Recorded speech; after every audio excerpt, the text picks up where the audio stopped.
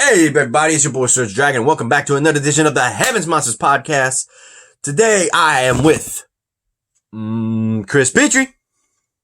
Too sweet. And Mike Henry.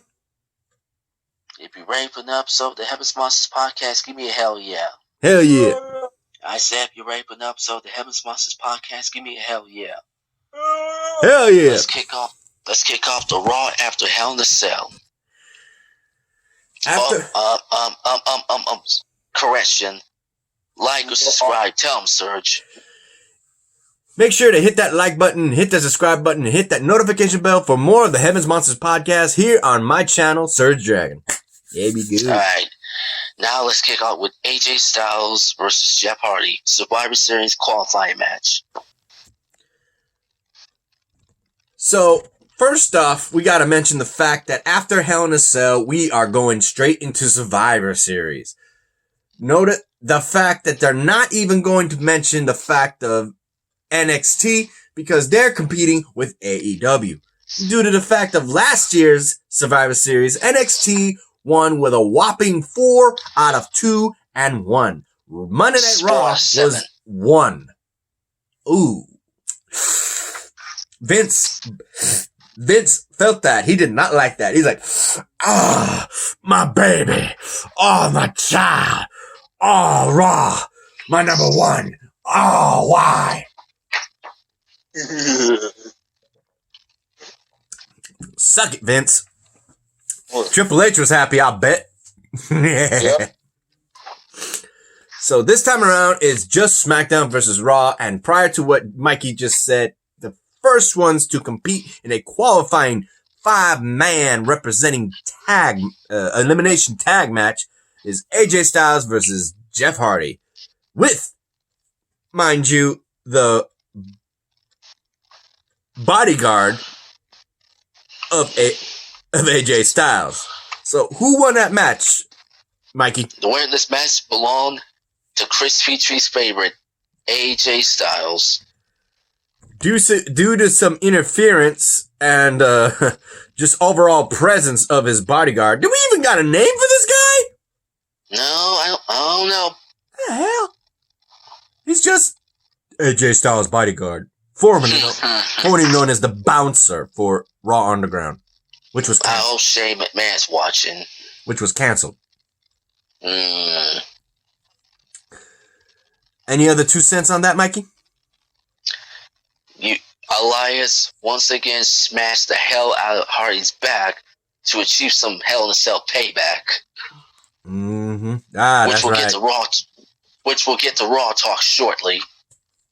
His album at the time was number 2 in iTunes. It was released that day.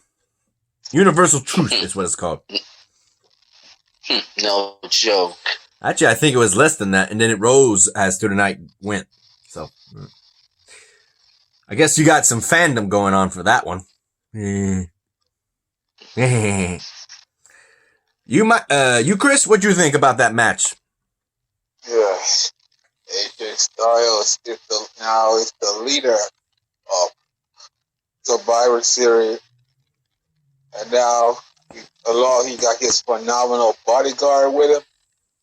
He going back on top. Here goes Andre. Andre's here. Yeah. Hold on, Chris. What's up, Andre? Let's go. What's up with Sergio? Good. We're doing Monday Night Raw. That was good. Yeah. Nice YouTube video, by the way. Yeah. Excuse me. Finish that thought, Chris? You said phenomenal bodyguard? Yeah, phenomenal big giant bodyguard. I still should have called him Jordan. Because AJ Styles and now it's like 3-0. But he returned back to Monday Night Raw. Undefeated streak going into after the draft, yeah. Yeah. AJ Styles gonna leave his team to victory. Yeah, already nominated himself as team captain for Team Raw. Yeah. I have to see where that goes. Yeah. How about you, Andre? How do you like the fact that knowing AJ Styles qualifies for the 5-man team of Survivor Series for Monday Night Raw? It's alright so far. I hope he gets to be the first person to get eliminated. Ooh, Chris. Andre. Come on, Chris. I'm sorry. I had to say it, man. Come on. All right, Mikey, what's the next thing? Sergio, man. Next up, the Lucha House Party versus Akira Tozawa and Drew Gulak in a tag team match. With R-Truth right there. Like, what the hell? Oh, the 42-time champion. 42-time. Unbelievable. They were trying to pin him right in the middle of that, but he laid hands on one of the competitors. That should have been disqualification. But it wasn't. The match was still going. Ain't that weird?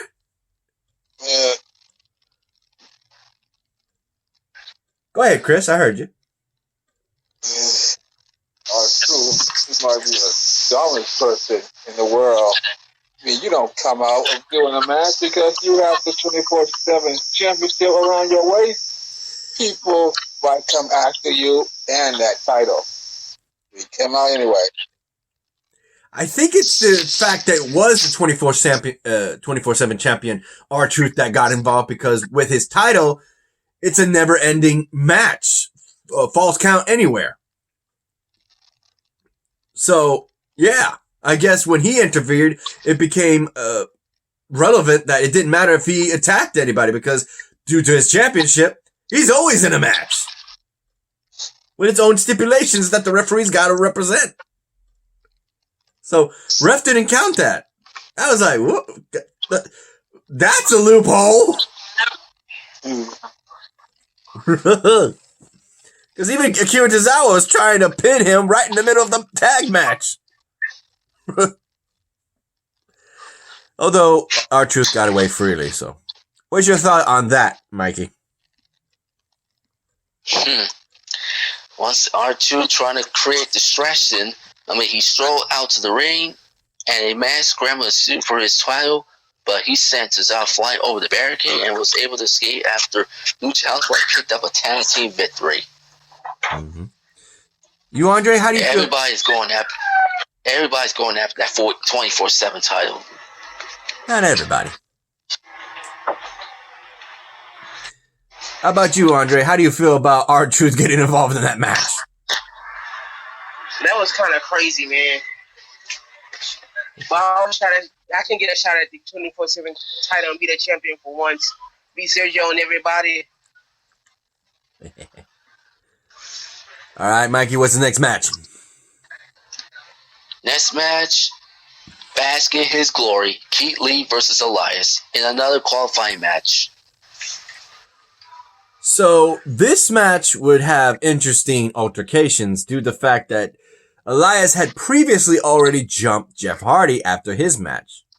So Jeff Hardy had his music play to distract him, being Elias, and Keith Lee get the drop on him with a Spirit Bomb Power Bomb to qualify for Monday Night Raw's team.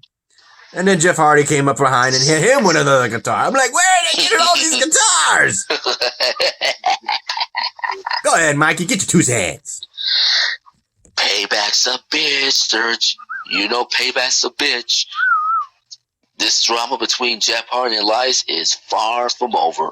Let's not forget about the hit-run accident. How about you, Andre? How do you feel about Jeff Hardy screwing over Elias for him to qualify for Team Raw? I'm glad he screwed over Elias. Elias needed another good butt kicking. And you, Chris? Yeah. Everyone using guitar to tap people from behind. It's like Jeff Jarrett using guitar to hit people. Ooh, yeah. In the top of the head. All right, what's the next thing, Mikey? The Hurt Business versus Retribution. Tag team elimination match. So in this match, it would be 4-on-4, eliminating 1 by 1. Ultimately, by this order, it would be Slapjack, if I'm correct, was eliminated first.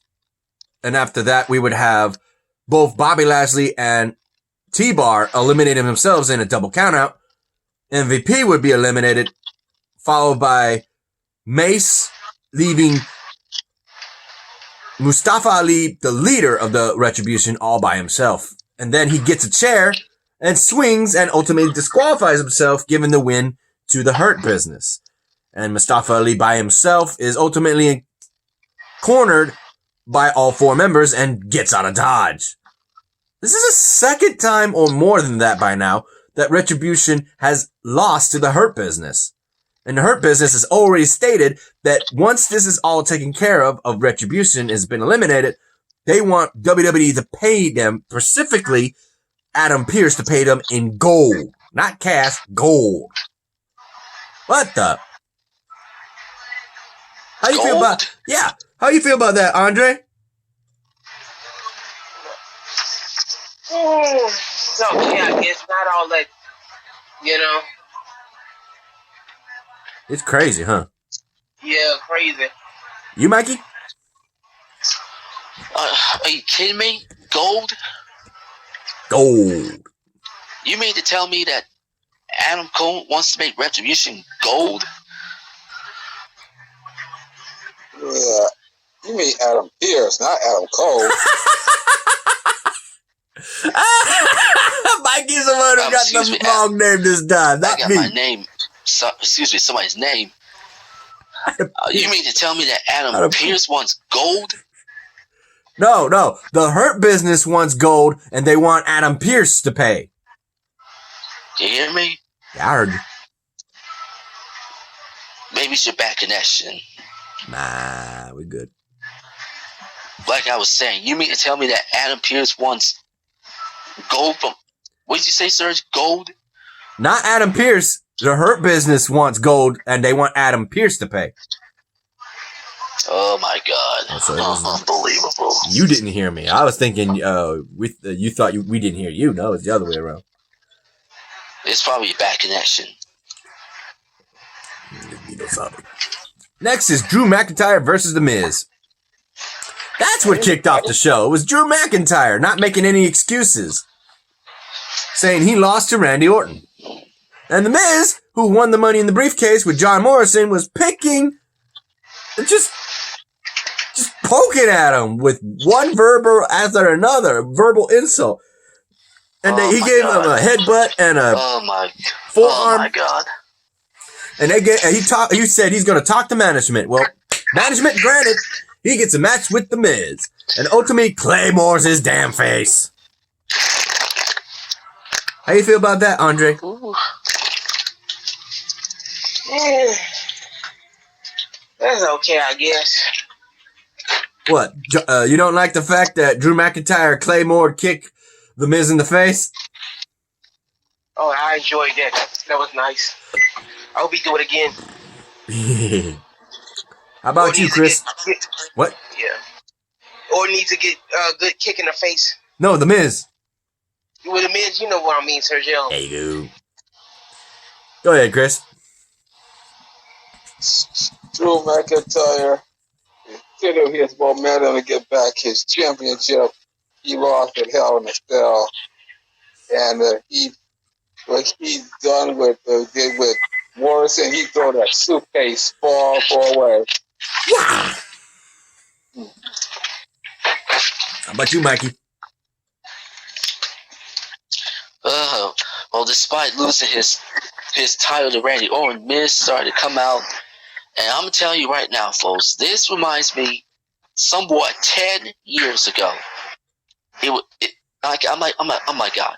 10 years ago, Miz cashed in his briefcase and took the title from Randy Orton, leaving the angry Miz girl very pissed. Let's not forget that. Yeah, they were mentioning that. It's been a long time. And they were in the same city, weren't they? They said? This is kind of cliche, anticlimactic. All right. What's the next? Speaking of Randy Orton, Speaking of Randy Orton, let's mention the fact that he was invited to the Firefly, or should I say, a moment of bliss with Alexa Bliss. Oh, yeah. Let's mention that. We gotta mention that later, because that's the main event.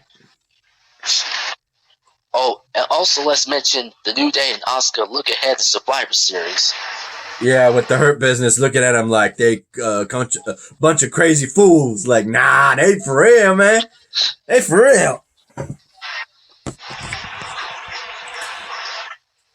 And we also got the Tag Team Women's Champions, Nia Jax and Shayna Baszler, giving ideas to Adam Pearce on who should they have as their partners.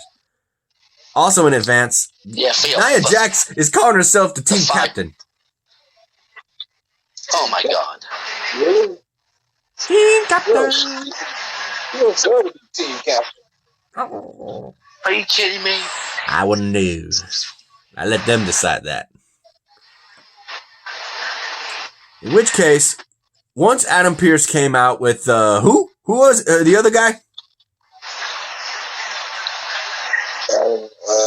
You said it was Adam Pearce. Yeah, but the other guy who Nia Jax got in an argument with and having to be suspended by him. Oh, Sam Roberts. Sam Roberts. Sam Roberts. Yeah, I remember him. I was like, what was his name, though? Forgot his name. I knew his face, not his name. So, with those two in the ring, they actually announced who would be representing this Raw women's team. In which case, it would be the champs and the undefeated team of Mandy Rose and Dana Brooke.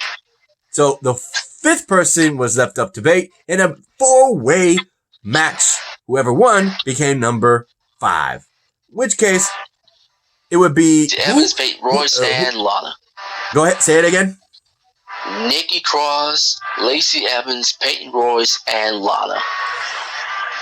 In this match, Nikki Cross and Peyton Royce were close to winning, and then Lana just whooped in and took the whole dang thing, becoming the 5th person, and everybody is shocked.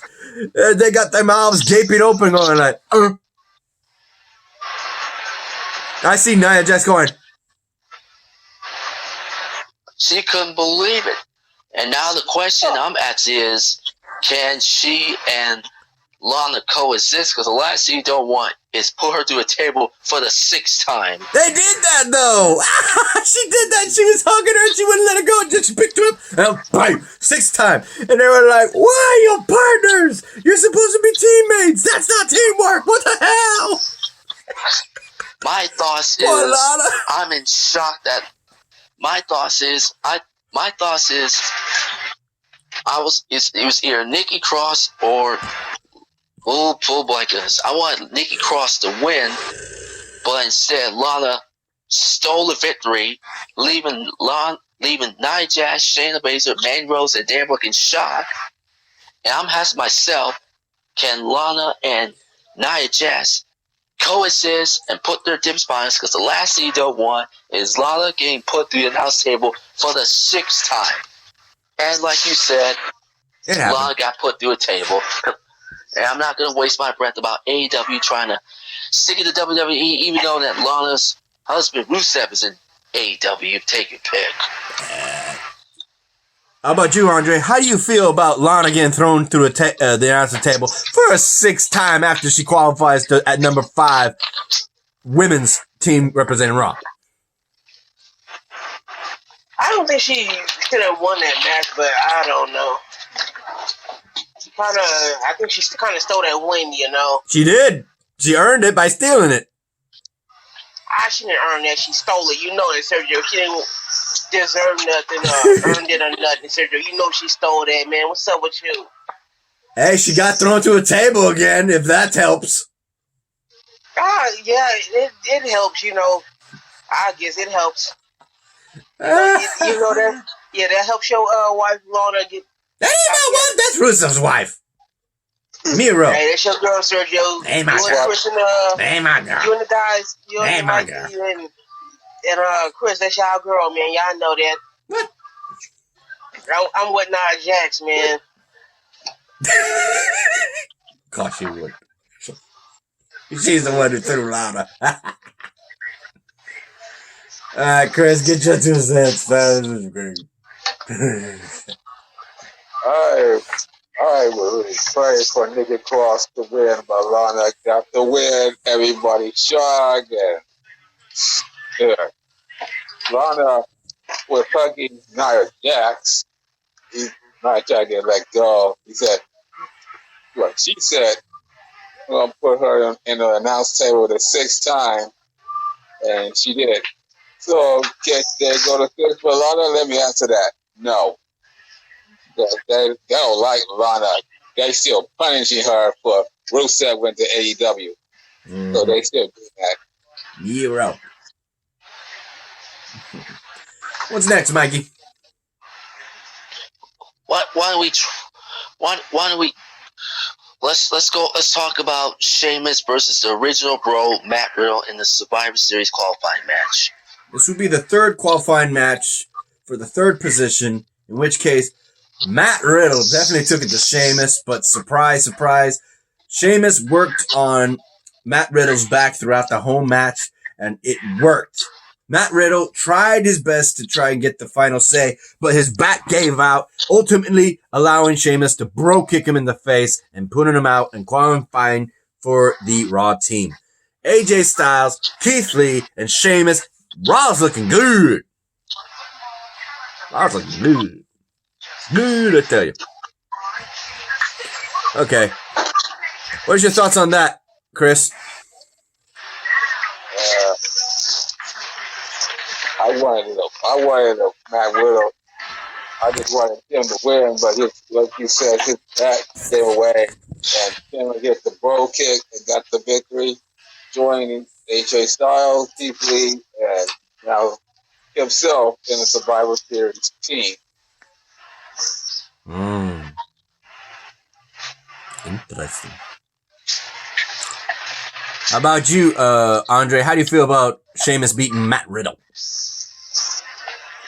Yeah, it was okay so far. You, Mikey? Like you said, Matt Riddle's back gave out, and Sheamus take advantage, and he has joined Keith Lee and AJ Styles for the qualifying match, but there's still room for 2 more, and we don't know who it is. Before we get to the main event, we gotta mention the fact that Matthew McConaughey was at the Thunderdome. You know that? Yeah, he was cheering for Drew McIntyre. He was. Also, another edition of the Firefly Funhouse, where we got a Mad Hatter tea party. And damn, I was jealous. I'm looking at all those sweets. I was like, damn, man, this is making me jealous. I want. And then Alexa Bliss shows up with some tea.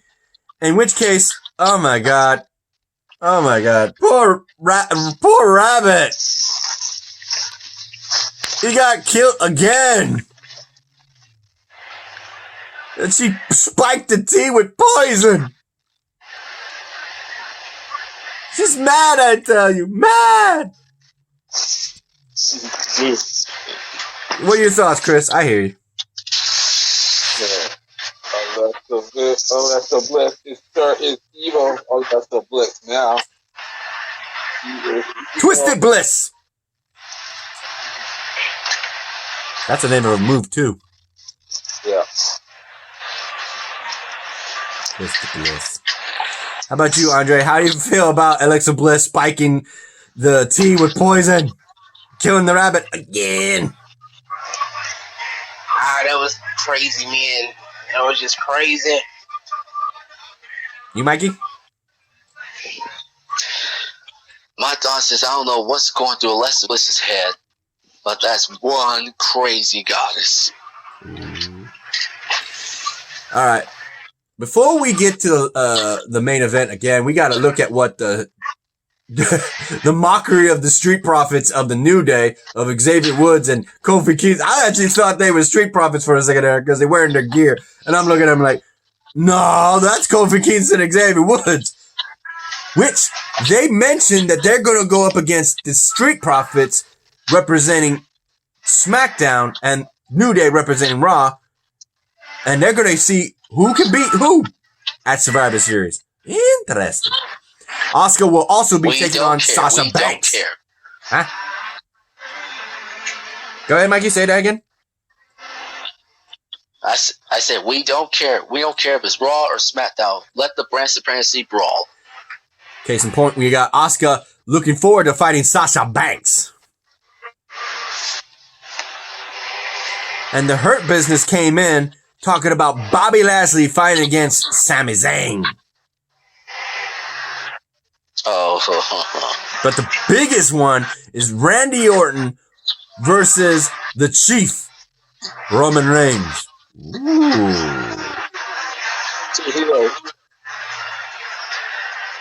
Say again, Chris? I said 2 heels fighting one another. Yep. But who is more dominant? Ooh. There's some fandom between Roman Reigns and Randy Orton, despite them being heels. You know that? Yeah. They've had a lot of history. Yeah.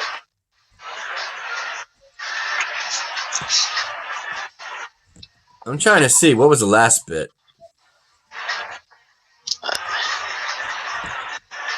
Okay. I guess it was just a celebration of Randy Orton, which was interrupted by Drew McIntyre. And it was... Fiend. Yeah. Yeah, the Fiend came up afterwards.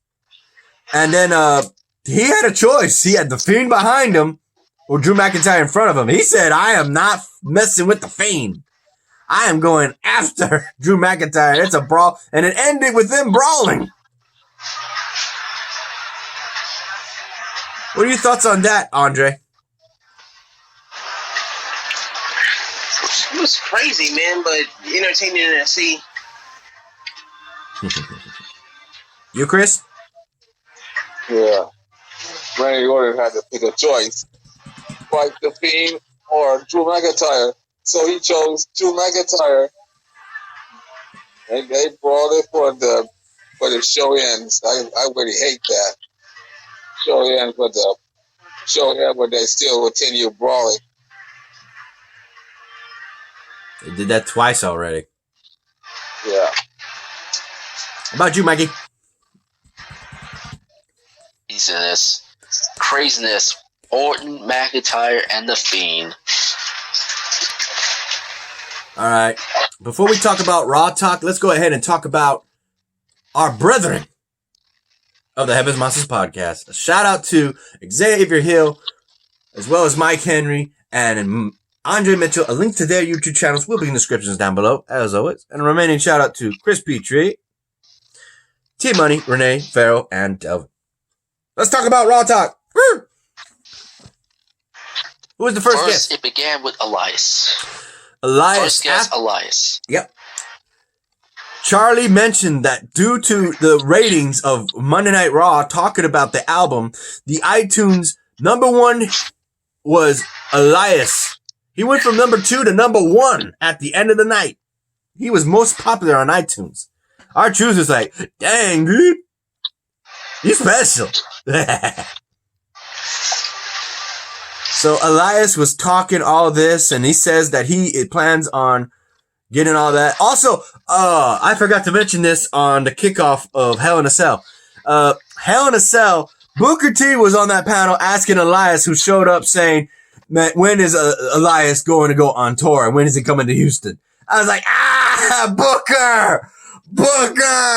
You're looking out for Houston, but why Elias? Why?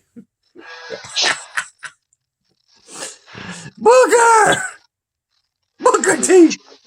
Damn! So, all that considered with Elias hitting #1, Booker T wanting him to come on tour and all that, his album selling #1, and him having to deal with the fact that now he's going to have to fight Jeff Hardy again, potentially. What are your thoughts on that, Chris? Yeah. Maybe Elias and Jeff Hardy get fight. they're gonna fight in a tar on a pole match. Ooh. Good call. How about you, Andre? All right, so far. You, Mikey? Oh my goodness. I don't know what's going through Booker T's mind. Next thing was Mandy Rose and Dana Brooke. I guess we can skip this part because we're almost out of time. What they were just talking about was the shock that Lana won and the fact that they plan on representing Team Raw and maybe even going after the Tag Team Women's Championships like we didn't know. And it's still debated on who's the team captain.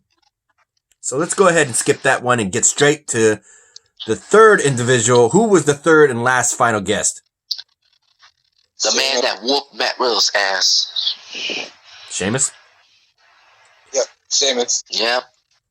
So this one, I guess we could skip, but let's talk about it. R-Truth was kind of surprised to see Sheamus talking so well that he plans on being one of the, what do you call it, Grand Slam. Isn't he a Grand Slam already? Well, shit. You mean Sheamus? Yeah, tell me, Chris. I hear you. Yeah.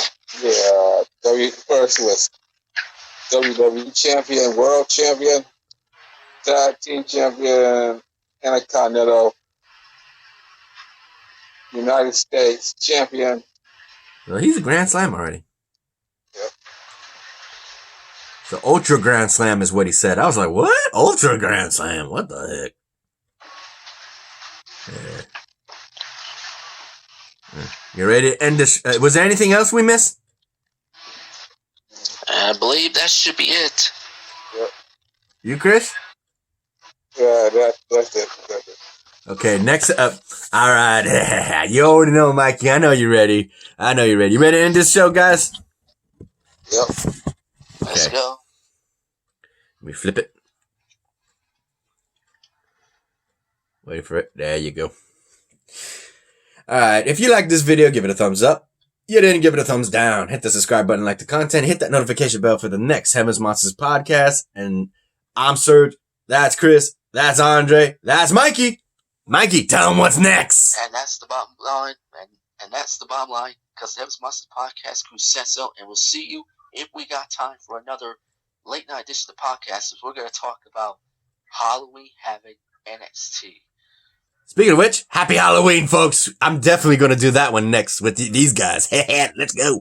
So after we're done uploading this video, we'll see you in just a bit. Bye.